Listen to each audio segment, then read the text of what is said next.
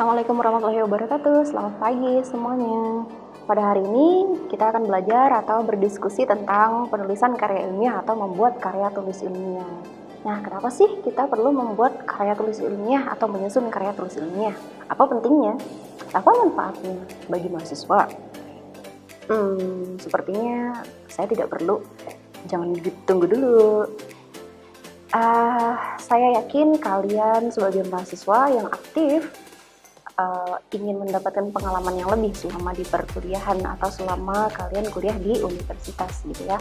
Dan pengalaman lebih itu bisa kalian dapatkan di berbagai macam kegiatan di luar kelas, misalnya mengikuti ekstrakurikuler atau co-curricular, atau bisa juga mengikuti lomba atau kompetisi yang ada di universitas atau tingkat nasional. Nah, contoh perlombaan yang sangat bergengsi yang biasanya diikuti oleh mahasiswa adalah Filmapres atau pemilihan mahasiswa berprestasi.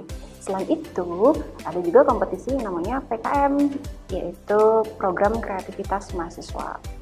Apa sih Filmapres dan PKM itu? Nah, Filmapres itu adalah pemilihan mahasiswa berprestasi di mana mahasiswa tersebut akan disaring untuk memilih mahasiswa-mahasiswa yang memiliki kualitas unggul baik di bidang akademik maupun non-akademik, baik soft skill maupun hard skill. Jadi ada banyak sekali ya. Lalu kemudian PKM. Apa sih PKM itu?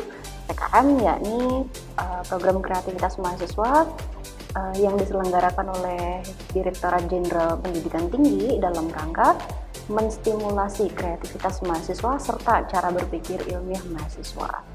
Nah, akan tetapi dua kompetisi tersebut, Filmapres dan PKM, seleksinya sangat ketat sekali. Selain prestasi yang banyak untuk kompetisi Filmapres, kalian juga harus pandai dalam menuangkan ide atau gagasan ke dalam bentuk tulisan. Salah satu penilaian dari Filmapres dan juga PKM tersebut adalah karya tulis ilmiah. Oleh karena itu, hari ini kita akan membahas tentang apa sih tulisan ilmiah atau yang sering disebut karya tulis ilmiah itu sendiri. Nah, tahukah kalian apa yang dimaksud dengan karya tulis ilmiah atau tulisan ilmiah? Apa sih bedanya tulisan ilmiah dengan tulisan biasa? Apa bedanya tulisan ilmiah dengan tulisan yang biasa kalian tulis di WA?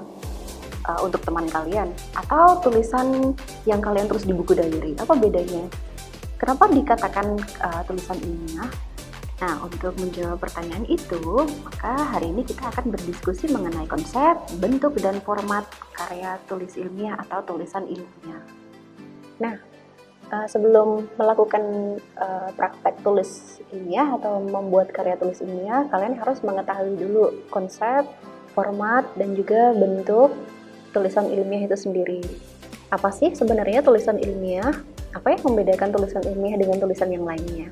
LIPI tahun 2019 menjelaskan konsep tulisan ilmiah tidak hanya buah dari penelitian semata, tapi juga proses penerapan metode ilmiah yang berkelanjutan. Selain itu, konsep dari tulisan ilmiah sendiri merupakan sebuah bentuk pengembangan atau penelitian atau tinjauan ulasan kajian dan juga pemikiran sistematis yang dihasilkan oleh individu ataupun kelompok dengan menerapkan kaidah ilmiah. Jadi, pada intinya, tulisan ilmiah sendiri adalah tulisan yang dibuat berdasarkan penelitian atau tinjauan ataupun ulasan dengan menerapkan prosedur atau metode ilmiah.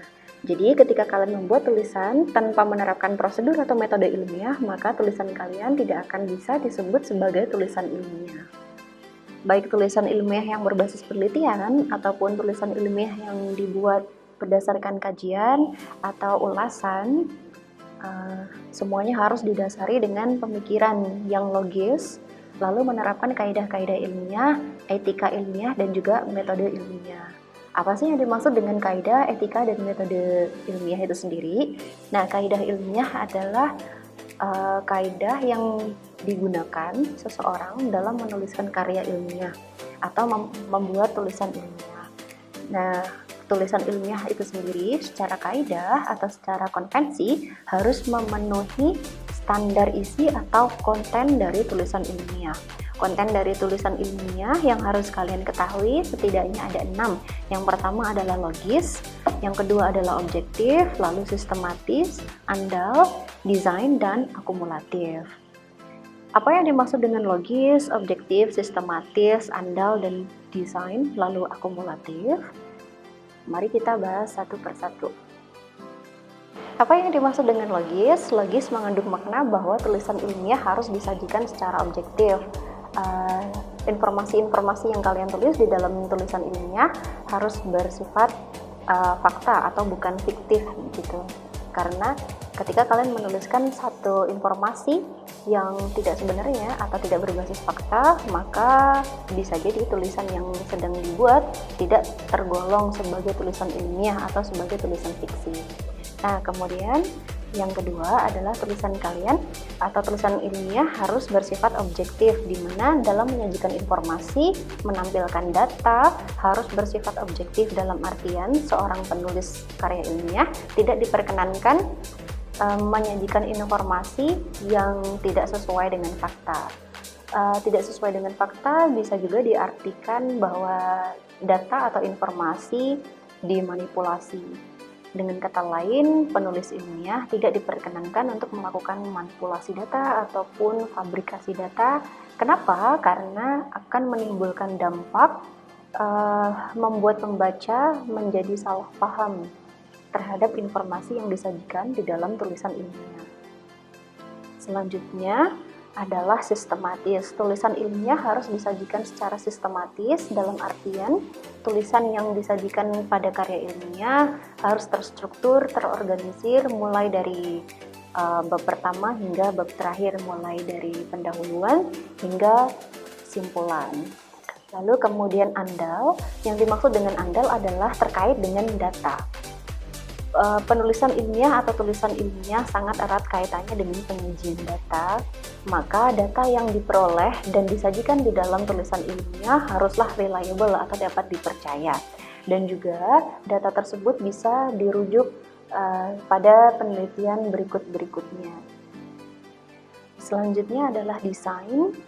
Desain di sini yang dimaksud adalah tulisan ilmiah harus dibuat atau disusun dengan menggunakan kerangka yang sistematis, kerangka yang dipikirkan dengan matang, karena ketika tulisan ilmiah ditulis tanpa kerangka, tanpa desain, maka tulisan tersebut akan mengalir dengan tidak sistematis atau akan membuat confusion, membuat pembaca menjadi bingung. Dan yang terakhir adalah akumulatif. Apa yang dimaksud dengan akumulatif? Akumulatif yaitu tulisan ilmiah merupakan satu produk dari pengkajian berbagai literatur. Makanya di dalam bab karya tulis ilmiah akan ada literature review atau tinjauan pustaka. Nah, tinjauan pustaka ini digunakan oleh peneliti atau penulis karya tulis ilmiah untuk mengkaji, kemudian memperkuat argumentasi dan lain sebagainya. Kontribusi dari kajian literatur terhadap karya tulis ilmiah harus diperhitungkan dengan matang. Konsep tulisan ilmiah selanjutnya yang harus kalian pahami adalah jenis tulisan ilmiah. Gianto 2019 membagi dua jenis tulisan ilmiah berdasarkan pada jenisnya. Yang pertama adalah tulisan ilmiah murni dan yang kedua adalah tulisan ilmiah populer. Apa sih yang dimaksud dengan tulisan ilmiah murni dan juga tulisan ilmiah populer? Saya akan memberikan contohnya dengan jelas.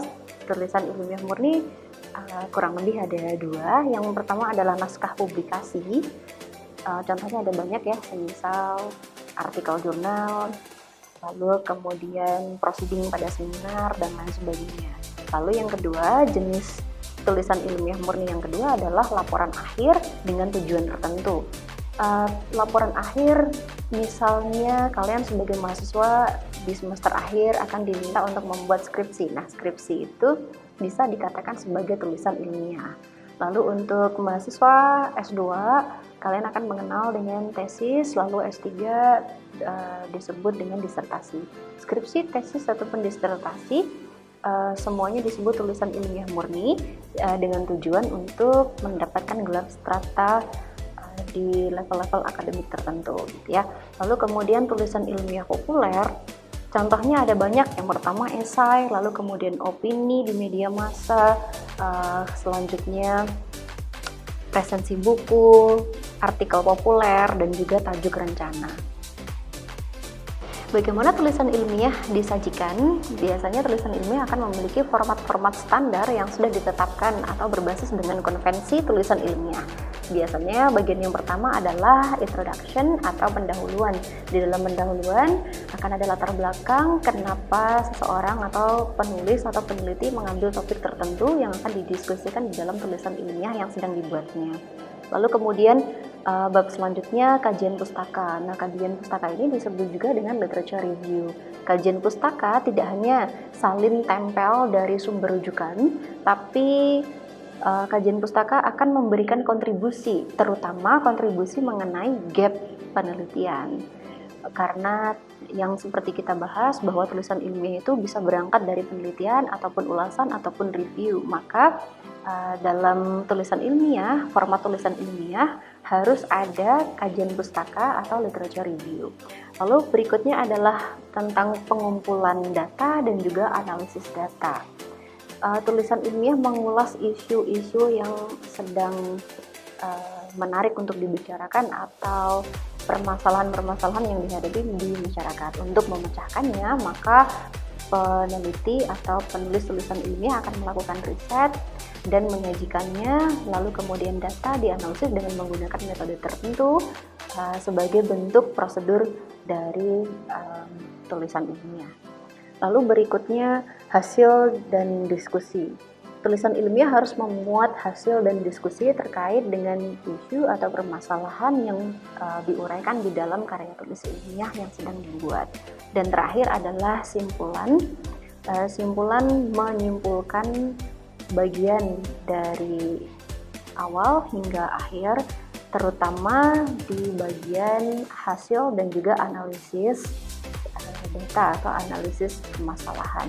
Jadi ketika permasalahan sudah dibahas di bab hasil dan diskusi, maka penulis kemudian akan membuat simpulan yang disajikan di dalam bab yang terakhir, yaitu simpulan.